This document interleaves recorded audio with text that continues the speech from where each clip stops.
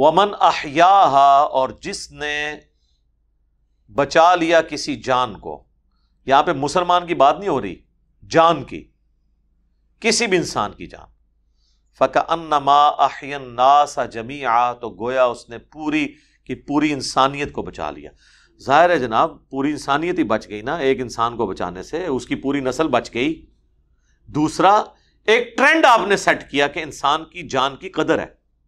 اسی لیے سورہ البقرہ میں وَلَكُمْ فِي الْقِصَاصِ حَيَاةٌ يَا أُولِي الْأَلْبَابِ، اے عقل مندو قصاص میں انسانیت کی زندگی چھپی ہوئی ہے. یعنی قتل کے بدلے قتل کرواؤ. یعنی لواحقین کو یہ اجازت تو دی گئی کہ وہ مقتول کے ورثاء کی حیثیت سے قاتل کو معاف کر سکتے ہیں، لیکن اسے ڈسکریج کیا گیا اور کہا گیا کہ قصاص میں انسانیت کی زندگی ہے. قتل کے معاملے میں معافی کی روش نہیں ہونی چاہیے. باقی گناہوں میں آیا کہ ٹھیک ہے کسی نے آپ کا حق مار لیا، آپ اسے معاف کر دیں، اللہ بدلہ دے گا.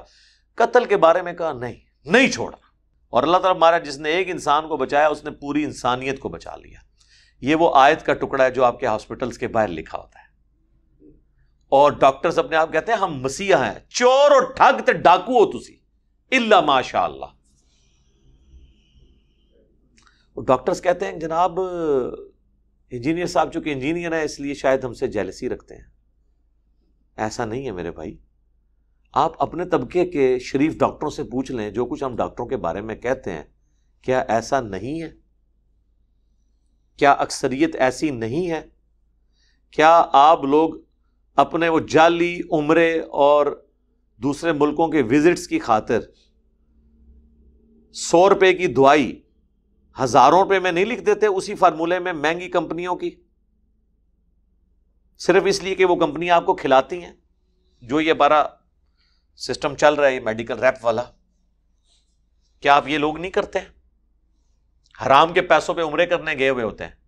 وہ جی گفٹ ہے، گفٹ ضرور لیں لیکن آپ فارمولہ لکھ کے دیں، دوائی نہ لکھ کے دیں.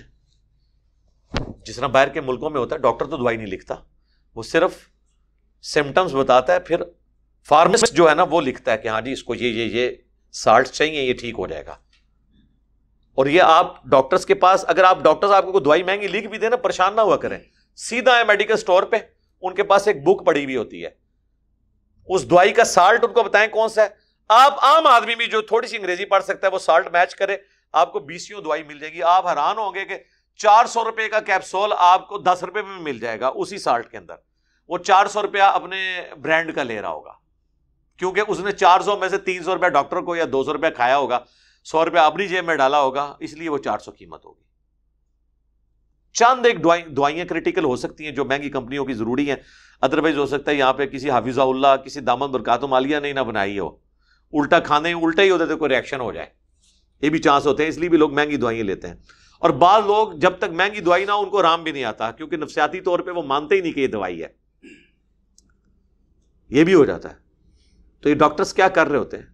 مشورہ فیس 1000 روپیہ 5000 روپیہ 10,000 روپیہ مشورے کا. ہم نے تو ایسے بھی لوگ دیکھے ہیں جو 50 روپے فیس لیتے ہیں، ان کے پاس سینکڑوں لوگ روزانہ آتے ہیں. بھائی وہ بھی تو کھا ہی رہے ہیں. یہی وجہ آپ دیکھیں یہ کروڑوں کماتے ہیں، ان کی اولادیں ان کو کتے کی طرح ٹریٹ کرتی ہیں، ان کی تعفن زدہ لاشیں چھوڑ کے وہ چلی جاتی ہیں، ان مرے ہوں کے وہ انگوٹھے لگواتے ہیں ان سے ہتھیار، کیونکہ حرام کے پیسے پہ انہوں نے ان کو پرورش کی بھی ہوتی ہے نجائز لوگوں کے ساتھ. آپ کو پتا ہے پچھلے دنوں ہاسپٹلز کے بارے میں آیا تھا، کرونا کی وجہ سے جو لوگ مرے تھے یا نہیں مرے تھے اس کھاتے میں ڈال کے وہ ڈاکٹر جو ہے لاشیں والے نہیں کرتے تھے، اتنے لاکھ لا کے رکھو تب لاش دیں گے. تو اب ظاہر ہے عزت بیزتی کا مسئلہ لوگوں کا بن جاتا ہے، اتنے ظالم ہوتے ہیں. بھائی جو جینون خرچہ بنتا ہے وہ آپ لیں، اور اس کے لیے حال یہی ہے کہ گورنمنٹ سارے میڈیکل سیٹ اپ کو اپنے انڈر لے. اگر یہ پرائیویٹ ہاسپٹلز کے اوپر پرائیویٹ ڈاکٹرز کے اوپر چھوڑ دیں گے تو وہ تو آپ کی چمڑی اتاریں گے. وہ تو ایسے ظالم ہیں کہ وہ پریکٹس تو کرتے ہیں سرکاری ہاسپٹلز میں لیکن شام کو مریضوں کو اپنے کلینک پہ بلا لیتے ہیں، حالانکہ انہیں پتہ ہے کہ کوئی اتنا بڑا مسئلہ نہیں ہے، اور دنیا جان کا ٹیسٹ لکھ کے دے دیتے ہیں، تجربے کرتے ہیں، دوائیاں ایسی ایسی لکھ کے دیتے ہیں ان کو کہ تاکہ پہلے ان کا معدہ خراب ہو پھر معدے کی دوائیاں ان کو دیں. تکلیف پتے کی ہوتی ہے، دوائی معدے کی لکھ دیتے ہیں، اور وہ 10-10 سال کھلاتے رہتے ہیں. پتا تو پھر اینڈ پہ پتا بھی نکلتا ہے, میدا بھی فارغ ہو جاتا ہے, اور ڈیلائسس پہ بھی بندہ چلا جاتا ہے. یہ تو مطلب ہمارے سامنے کئی یہ کیسز ہیں. مجھ سے تو کوئی بھی میڈیکل ایشو ڈسکس کرے تو میں اس کے سامنے رکھتا ہوں, بھائی یہ بھی ہو جاتا ہے, اس میں یہ بھی ہو جاتا ہے, یہ بھی ہو جاتا ہے. جن جن تجربوں سے کم از کم ہم گزر کے یعنی میچور ہوئے ہیں, کم از کم تمہیں تو ان تکلیفوں سے نہ گزرنا پڑے. اور یہ آیت بار لکھی ہوتی ہے, جس نے ایک جان کو بچایا اس نے انسانیت کو بچا لیا, اور بچانے کے لیے کوئی نہیں بیٹھا ہوتا. وہ ایک جان جو بچا رہے ہوتے ہیں وہ اپنی جان بچا رہے ہوتے ہیں, یعنی آپ سے پیسے ہتھیا کے, اور عوام پہ ظلم کر رہے ہوتے ہیں. لیکن اگر آپ جناب گوروں کے ملکوں میں چلے جائیں جناب, وہاں آپ کو انسانیت کی قدر, جانوروں کی قدر بھی نظر آئے گی. واقعی وہ لوگ تن من دھن لگا دیتے ہیں بندوں کو بچانے کے لیے. ادھر کیا کچھ نہیں کرتے ہیں, آئے دن تو یہ تولیے پیڑ میں بھول جاتے ہیں, کینچیاں تک بھول جاتے ہیں. یعنی 2 یا 3 کینچیاں لے کے گئے ہیں, وہ بھی ریٹریو کرنا بھول جاتے ہیں. ان میں سے بھی ایک پیٹ میں سے نکلتی ہے, آپریشن خراب ہو جاتے ہیں. مجھے میرے آفس کے کلیگ بتانے لگے, ان کی جو وائف ہے وہ گائنی کی ڈاکٹر, خوف خدا رکھنے والے ہیں. وہ کہنے لگے کہ مجھے وائف نے بتایا کہ کئی دفعہ لیڈی ڈاکٹرز نے کبھی کسی فنکشن میں جانا ہوتا ہے اور کوئی ڈلیوری کا کیس آتا ہے, وہ نارمل ہوتا ہے, لیکن وہ اس پہ ظاہر آپ کو محنت کرنی پڑتی ہے. وہ ظاہر ہے پینز آتی ہیں, پھر 7-8 گھنٹے بھی بعض اوقات لگ جاتے ہیں.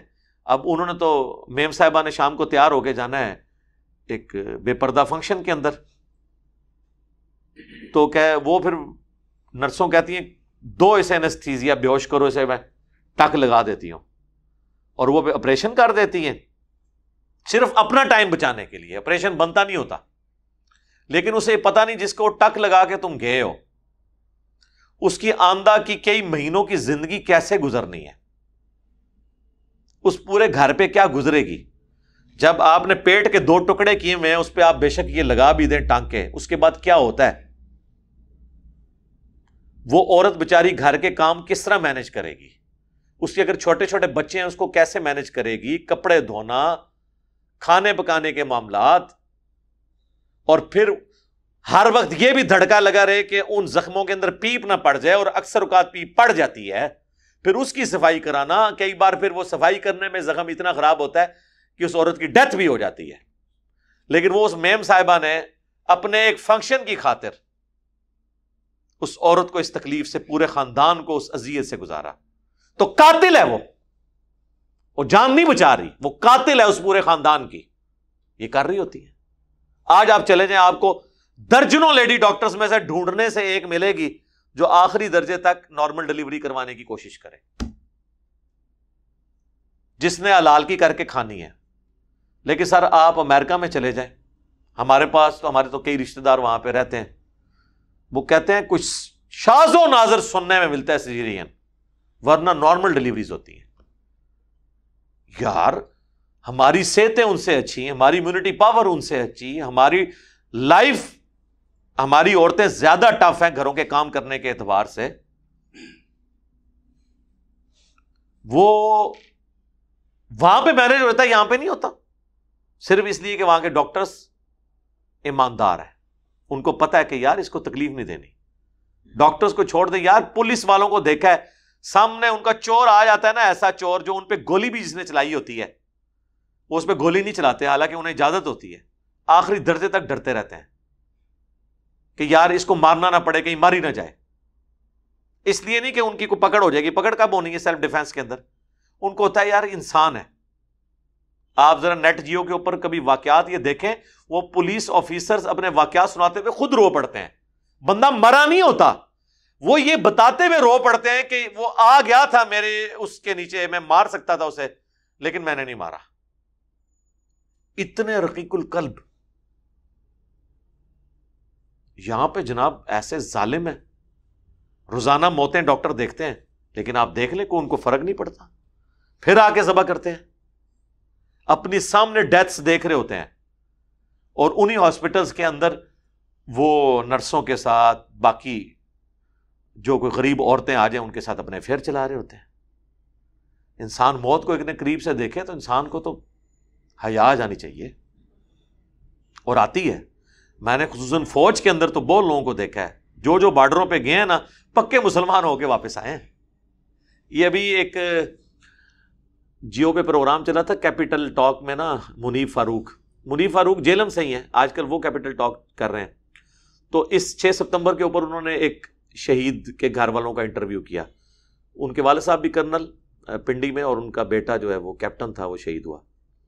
تو اس کی وہ تصویریں دکھا رہے تھے جب وہ کیپٹن بنا ہے، کلین شیو اور بڑا، اور جب وہ شہید ہوا ہے اس کی داڑھی تھی ماشاءاللہ. بارڈر پہ جب بندہ جاتا ہے اور پتہ ہے جب آپ ایک دن پہلے اکٹھے بیٹھ کے 4-5 دوست روٹیاں کھا رہے تھے اور آپس میں مذاق کر رہے تھے، اگلے دن آپ اس کے گوشت کے ٹکڑے اٹھا رہے ہوتے ہیں اپنے ساتھی کے. ظاہر ہے جی بارودی سرنگوں میں جب بندے مرتے ہیں، خود کش حملوں میں مرتے ہیں، تو وہ تو پوری لاش بھی نہیں ملتی. تو سر بڑے بڑے لوگوں کو آخرت یاد آ جاتی ہے. اس لیے آپ دیکھتے ہیں جتنے لوگ پھر بارڈروں پہ جاتے ہیں نا، پہلے تو بڑے وہ ڈیشی قسم کے ہوتے ہیں، لیکن جو وہ وقت اپنا گزارتے ہیں، داڑھی آ جائے گی، شرافت آ جائے گی، متانت آ جائے گی، موت کو قریب سے دیکھتے ہیں. اور خصوصاً جب ریٹائر ہوتے ہیں نا، وہ تو زیادہ تر میں نے سب سے زیادہ عام فورسز میں لوگ دیکھے ہیں وہ دین کی طرف آ جاتے ہیں. اس کی ریزن یہ نہیں ہے کہ وہاں کو ماحول بہت زیادہ مذہبی ہے. ضیاء الحق کے بعد کافی مذہب کی طرف ہے جھکاؤ. اصل چیز ہے موت جب آپ قریب سے دیکھ لیتے ہیں نا، تو مسلمان جب موت کو قریب سے دیکھتا ہے نا تو کسی بھی وقت وہ ٹریگر ہو جاتا ہے اور آخرت کے ساتھ اورینٹڈ ہو جاتا ہے. لیکن مجھے ڈاکٹروں پہ آتا ہے کہ یار تم تو روزانہ لاشیں دیکھتے ہو، تمہیں کوئی خوف خدا نہیں آتا. اور آیتیں تم لوگوں نے بار یہ لکھ کے لگائی ہوئی ہیں، وَمَنْ أَحْيَاهَا فَكَأَنَّمَا أَحْيَا النَّاسَ جَمِيعًا. جس نے ایک انسان کو بچایا اس نے پوری انسانیت کو بچا لیا. اور جب کوئی ان کو سمجھاتا ہے کہتے ہیں نہیں دیکھیں جی ہمیں ٹارگٹ کر لیا انہوں نے. اگر آپ ایسا کرتے ہیں اور آپ کو کوئی سمجھا رہا ہے تو وہ آپ کے ساتھ خیر خواہی کر رہا ہے. خدا کے لیے آپ کے اوپر بھی یہ برا وقت آ سکتا ہے. اور کئی ڈاکٹرز کی آپ کو سٹوریاں پتہ چلی ہیں نا، ان کے اپنے بچے ایکسیڈنٹ میں، زندگی موت کی کشمکش میں ہیں، اور جناب پبلک اٹھا کے لائی ہے. انہوں نے کہا جی پہلے پیسے لا کے رکھو پھر علاج کریں گے. انہوں نے کہا اب یہ پتہ ہی نہیں ہے کون بندہ ہے. انہوں نے ان بچوں کو دیکھنا بھی گوارا نہیں کیا کہ دیکھ لیں ہمارا بچہ ہی نہ ہو، اور بچے مر گئے اور پوری زندگی پھر وہ ڈاکٹر پاگل ہو گئے. ان کو سزا ملی نا، حالانکہ ان کے پاس اتنا پیسہ ہے کہ یہ کسی غریب آدمی کا مفت بھی علاج کر سکتے ہیں. کئی ڈاکٹرز ہیں ابھی بھی دیکھیں، وہ ان کے پاس آپ مریض لے جائیں، وہ کہتے ہیں یار پیسے بعد میں دیکھیں گے، ابھی فی الحال اس کا علاج کرنا ہے ہم نے. اور پھر وہ بعد میں کہتے ہیں نہیں ہے یار ٹھیک ہے ہم زکوٰۃ فنڈ میں سے اسے ایڈجسٹ کر دیں گے. لیکن یہ نہیں ہے کہ ظلم کریں. آپ شوکت خانم میں چلے جائیں، کروڑوں روپے کا علاج لوگوں کا مفت ہو رہا ہوتا ہے، کوئی کسی کی سفارش نہیں ہے، بس آپ ڈیزرونگ ہیں جائیں، آپ کو وہ ہینڈل کریں گے.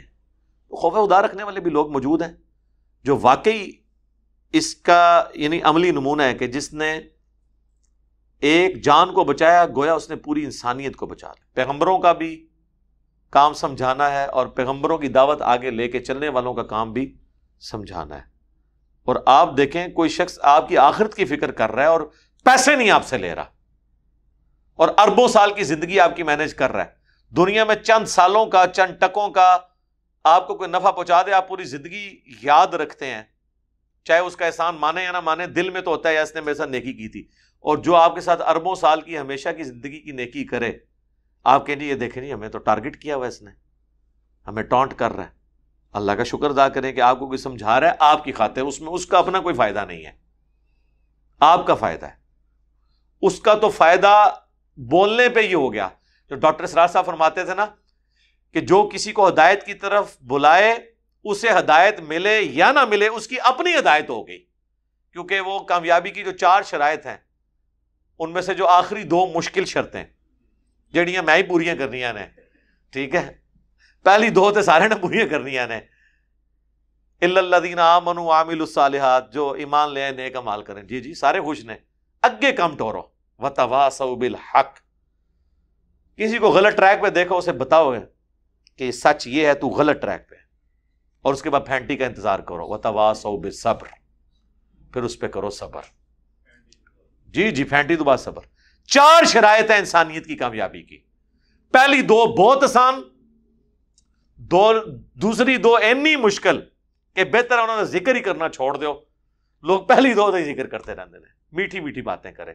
ٹھیک ہے جی میٹھی نیند سو گئے، میٹھی باتیں کر کے امت ہی پوری سلا دی. اٹھتی نہیں امت، جو مرضی کر لو، الا یہ کہ اللہ تعالیٰ کوئی غیبی معاملہ کر دے. اللہ تعالیٰ سے دعا ہے جو حق بات میں نے کہی اللہ تعالیٰ ہمارے دلوں میں راسخ فرمائے، اگر جذبات میں میرے منہ سے کوئی غلط بات نکل گئی اللہ تعالیٰ ہمارے دلوں سے محو کر دے، اسے دھو بھی ڈالے، ہمیں کتاب و سنت کی تعلیمات پر عمل کر کے دوسرے بھائیوں تک پہنچانے کی توفیق عطا فرمائے۔ سبحانک اللہم و بحمدک، اشہد ان لا الہ الا انت، استغفرک و اتوب الیک، وما علینا الا البلاغ المبین۔ جزاکم اللہ خیرا۔